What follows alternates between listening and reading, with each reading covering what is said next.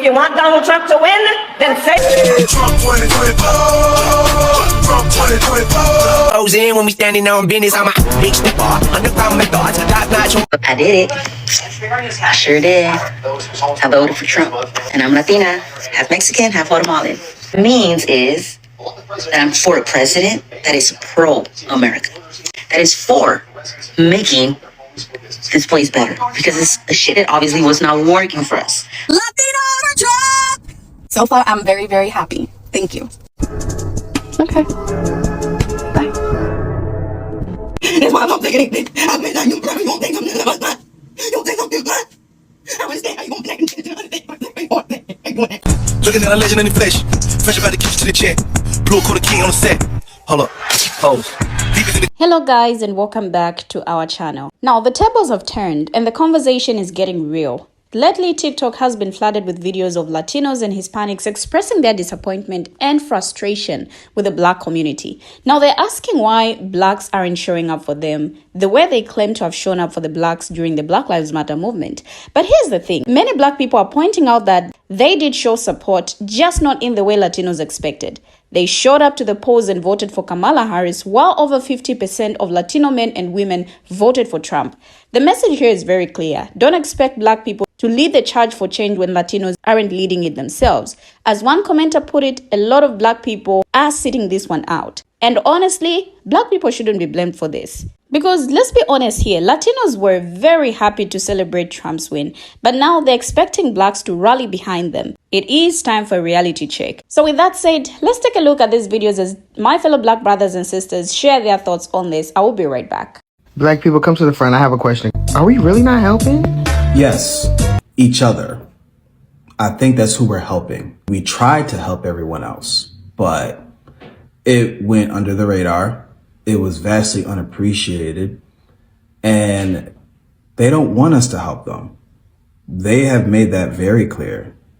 Damn near every demographic in this country hates Black people, and they don't want Black people's help. And when we do help, our help gets minimized. If 2 + 2 is 4, when everyone else wanted that proximity to whiteness, they didn't care about Black people then or had empathy for us, respectfully. And I'm speaking holistically. If this isn't you, and I'm not talking to the creative stitching, I'm talking to everyone else. If I'm not talking about you directly, then please don't be a head dog that hollers in the comment section. I'm speaking about everybody holistically, because everybody holistically outside of Black people, I'm talking to y'all. Every race in this world holistically don't like Black people, don't trust Black people. Some of them are afraid of Black people. And then you said in your video to the gentleman I stitched, you said, that's not going to make people want to help you. No wonder people don't want to help us. People didn't want to help us regardless. The only time other races of people are nice to Black people holistically is when we are giving them what they want, when we are doing what they say. And then the second we question it, then the second we say, hey, we got to put us first, that's when they hate us again. When that happened during the past election, Black people as a whole say, we don't want to help anybody else. We're focused on ourselves right now. They have a right to feel that way. They have a right to feel that way. And that should be respected, period.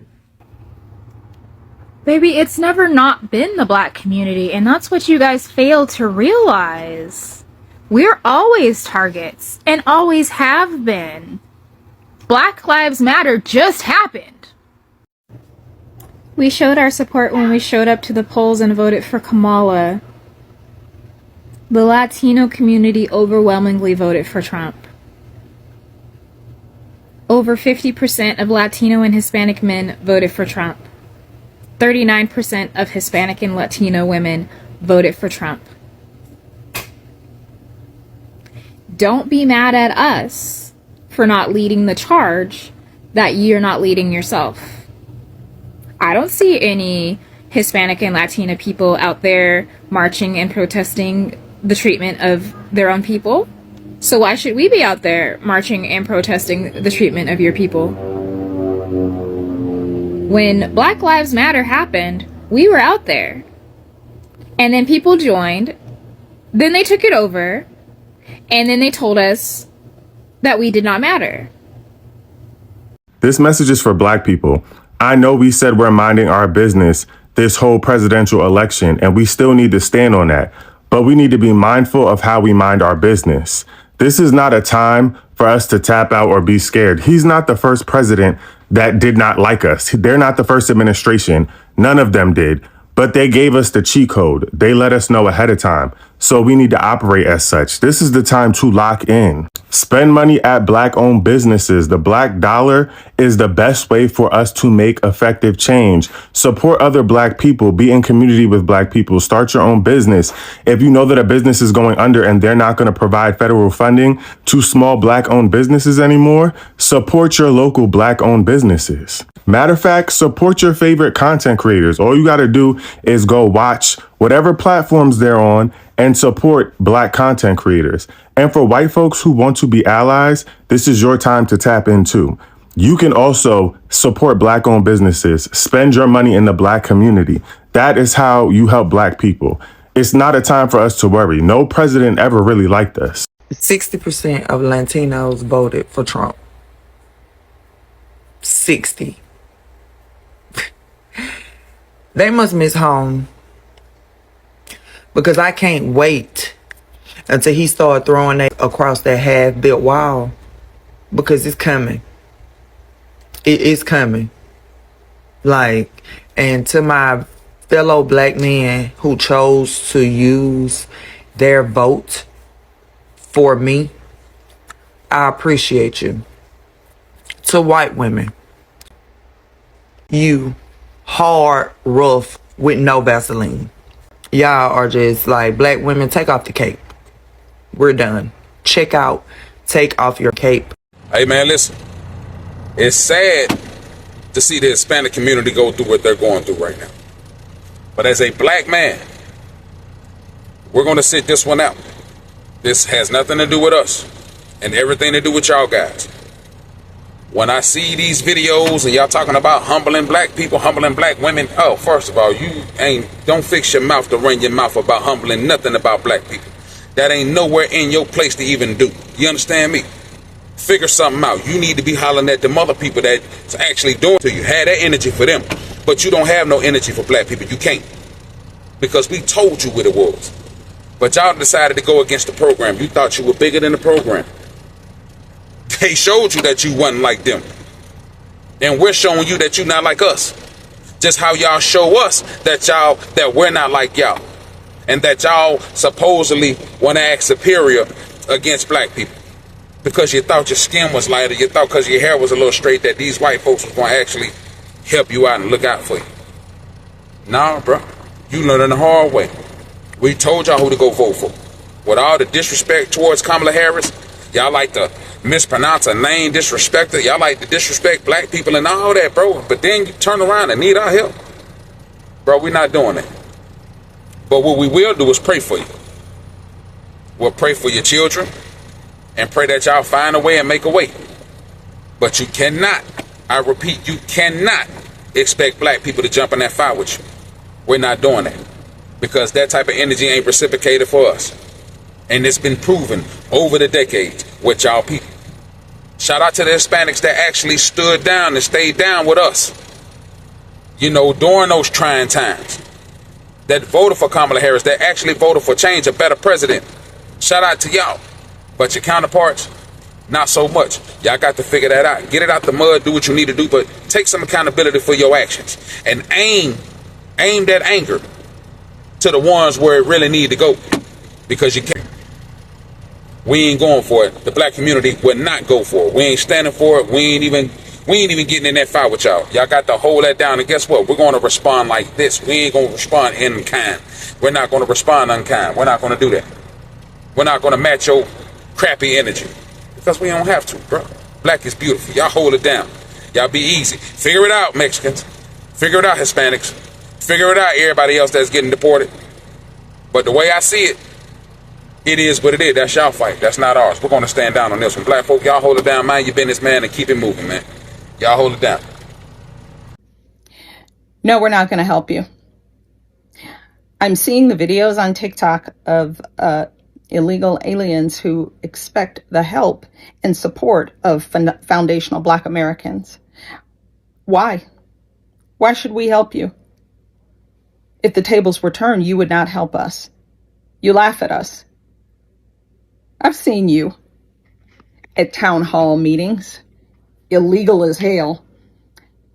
Some dude from Guatemala somewhere telling a black woman to her face at a town hall in Chicago that she's lazy and he's going to take all, they're there to take all their jobs. He said it. You can still find it on YouTube. But now see that President Trump is in there. You need our help. See, this is the problem with Democrats lumping all of us into one big nasty soup called BIPOC or people of color. We're not all the same. This is the problem. And this is what happens. I want you all out. I don't care where you're from. This has nothing to do with race. It has to do with money, and it has to do with opportunities for me, for the people who have been here for generations, who have roots in this great nation. You were prioritized over us. Do you know black home ownership is only at like maybe 44%? The National Association of Realtors published an article in February of 2024, and the headline is Asian and Hispanic home ownership surges to record highs. Interesting. So Asian home ownership in America reached 63.3%. Hispanic home ownership in America reached 52%, while Black Americans lagging behind at 44%. And you need our help. We're supposed to help you keep stepping on our heads to get to the top. That's weird. See, how are you doing that? I remember seeing videos of couples who, they have 3 or 4 children. And this one in particular moved into a brand new house in outside of Chicago. Not the hood, not a cramped 2-bedroom apartment. No. We're talking a 4-bedroom, 3-bath house with a nice big backyard in the burbs. Did a ribbon cutting ceremony. The news crew was there. I watched it. I still have it. I can find it if anybody's interested. So they're getting homes with ITIN numbers because they can't get Social Security numbers. That was a mistake by Bill Clinton back in the early 90s, giving these people ITIN numbers, because now they're getting Social Security benefits that they've never, ever paid into. Their parents never paid into it. They never paid into it. And now they're getting Social Security. And you wonder why it's draining dry. It was in trouble before of being insolvent. Now, who knows? No, we're not going to help you. You guys get home loans. You come here. I have business articles that prove, that show that you people come here because you got a clean credit file. See what I'm saying? You can go to the Small Business Administration. They have a special page set up for you people. They call you undocumented. They have a special page set up for you people to start a business, to get business loans to start your business. Why do you think it's them who have the food trucks all the time? I haven't seen a black person with a food truck in Denver. It's always a taco truck. That's just a fact. Or an Asian fusion, some kind of thing. That's a fact. I live here, so you can't gaslight me. Maybe it's different where you are, but I know what I see. You can't gaslight me on something I'm looking at. It's very noticeable. So you need our help. But you come here, you're here 2 years, and you're doing a ribbon cutting ceremony, moving into your brand new house, while Black Americans are still on maybe Section 8. I don't know. Over the past 4 years, y'all have taken all that up too. But you need our help. You need us to feel sorry for you now. We're not going to help you.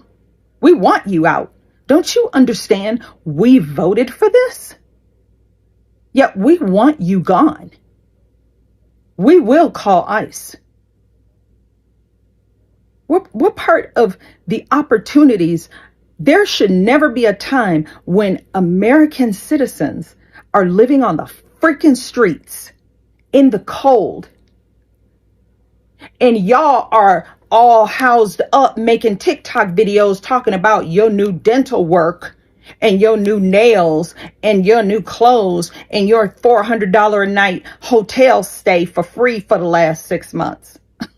Hell to the nah. We're going to call ICE, just so you are keenly aware. No, we're not helping you. We're helping ourselves for a change. We always stomp the yard for everybody else. That's why you do not lump us into some people of color BIPOC. You ain't like us. We ain't like you. Do you understand? You are not from here. You didn't plant roots here. You don't care about us. You only care about coming here because America has become the ATM machine. Well, guess what? The for sale sign was taken off the Statue of Liberty on the 5th of November, and on the 20th of January 2025, calling ICE on you. To be honest, I couldn't agree more with my brothers and sisters on this. The notion that Black people owe some kind of special support to other communities is not only unfair, but it's also a historical. The truth is that Black people have consistently shown up for marginalized communities, advocating for justice, equality, and human rights. We've seen marches. Black people have protested and organized alongside others, pushing for a more equitable society. But what's often overlooked is how those same communities have responded. Time and time again, we have seen instances where Black people's demands for justice have been met with resistance, dismissal, or even outright hostility. The fact that over 50% of Latino men and women voted for Trump, despite his overtly to-the-system xenophobic rhetoric, is just a reminder of this. It's clear that many of these communities didn't share the same sense of urgency or outrage. So I'm left wondering, what kind of support do these people need from Black people? I mean, Black people have already shown that they are willing to stand in solidarity, but it seems that's not just enough. Perhaps it's time for other communities to take a hard look at their own actions and priorities. Rather than expecting Black people to lead the charge, maybe it's time for others to step up and meet Black people halfway. I mean, let's talk about Latinos for Trump. A coalition of Latino supporters of Donald Trump formed in the U.S. state of Florida in June 2019. As of the 2024 presidential election cycle, we have seen it expand beyond Florida with an active presence nationally, especially in the Southwest, Puerto Rico, and the Mexican American. Now, as in any election cycle, the Latino vote is split between candidates across the political spectrum. Although the vast majority of Latinos for Trump support came from Hispanic and Latino conservatism, some liberals identified shared priorities. Trump gained a larger share of Black and Latino voters than he did in 2020 when he lost to Democrat Joe Biden, and most notably among men under age 45, according to AP Votecast, a nationwide survey of more than 120,000 voters. Even as Democrat Kamala Harris won majorities of Black and Latino voters, it wasn't enough to give the vice president the White House because of the gains Trump made. Now, voters overall cited the economy and jobs as the most important issue the country faced. Now, despite the Puerto Rico drama, or joke rather, Latino voters appear to lean slightly more in favor of Trump in the election compared to their more Democrat-leaning vote in the last election. Now, Trump defeated Harris 51% to 47% to make his political comeback. Overall, more than half of Hispanic voters supported Harris, according to a survey of 115,000 voters compiled by the Associated Press news agency. However, that's below the estimated 60% who voted for President Joe Biden in 2020. Now, that shift follows a trend spotted in the 2020 elections. About 3 in 5 Latinos voted for Biden, according to pollster 538, lower than the 2 in 3 who voted for Hillary Clinton in 2016. Now, in Harris's home state of California, which also has the largest Latino population, 15.7 million, the vice president won by 58% to Trump's 40% overall, according to 538. However, she was barely ahead or even trailing in some Hispanic majority counties, according to early counts by U.S. publication Axios. Now, in battleground states, support among Latinos for Harris was highest in Pennsylvania, where she won the Latino vote by 77% to 26%, according to data from Latino rights group Unidos US. She also won the Latino votes in Arizona, Georgia, Michigan, Nevada, North Carolina, and Wisconsin.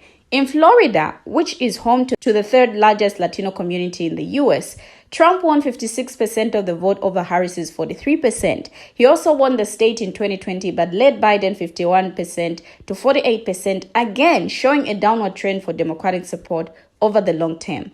Now, many Latinos, particularly older voters, appeared more motivated by biting inflation in the US, healthcare costs, and housing affordability than they did about more broad values like democracy, reproductive rights, or even immigration values that appeared more critical to the Democratic campaign, according to AP's survey. In general, though voters had divisive points of interest, analysts say some, like 26-year-old Claudia from New York, were disappointed of Democrats' handling of Israel's war on Gaza and immigration, but still preferred to align with Harris, while others preferred Trump, revealing a wide range of political leaning. Now, analysts say Trump gained traction with Latino voters with claims about the stronger state of the economy under his presidency and by playing on fears of a supposed communist system under Harris. I would deliver the best future for Puerto Ricans and Hispanic Americans. Kamala would deliver you poverty and crime, Trump told supporters in Allentown, Pennsylvania. You know, it's really surprising how some Latinos seem to have overlooked Trump's hardline stance on deportation, instead focusing solely on economic gains. Now, during his presidency, Trump's policies sparked widespread fear and uncertainty among immigrant communities, with many living in constant dread of being torn from their families and deported. The irony is that while Trump touted his economic achievements, his administration's immigration policies were wreaking havoc on Latino families and communities. It's baffling that some Latinos appear to have prioritized economic interests over the well-being and safety of their own community members. As the data shows, a significant percentage of Latinos did vote for Trump, with some polls indicating that his support among Latinos was higher than expected. However, it's important to remember that this support came despite his administration's draconian immigration policies, which were deeply harmful to many Latino families. Perhaps it's time for Latinos to reassess their priorities and consider the broader implications of supporting politicians who promote harmful policies. As one commenter noted, delivering a better life shouldn't come at the cost of deporting people to their countries of origin. It's important to find a balance between economic interests and the well-being of the community. It's really ironic how some communities are now facing the consequences of their actions. They voted for a president who has consistently shown hostility towards them, and now they're surprised when he turns on them. As the saying goes, the hard way is oldest and long. Now, these communities are learning the hard way that their votes have real-world implications. They're discovering that the president they supported is now seeking to deport them, and they're returning to Black people for help. But here's the thing. Black people can't solve this problem for them. They need to take responsibility for their own actions and decisions. It's time for these communities to acknowledge that they refused to help themselves in the first place. They ignored the warning signs, dismissed the concerns of marginalized groups, and now they're facing the consequences. It's time for them to stop pointing fingers and start taking action. It's time for these communities to put in the work and take ownership of their struggles. They can't rely on others to solve their problems. We have finally come to the end of the video, but what do you, our viewers, have to say? Share your thoughts, your views, your contributions as well in the comment section. Thank you for always watching, and see you in our next video as we bring you another video.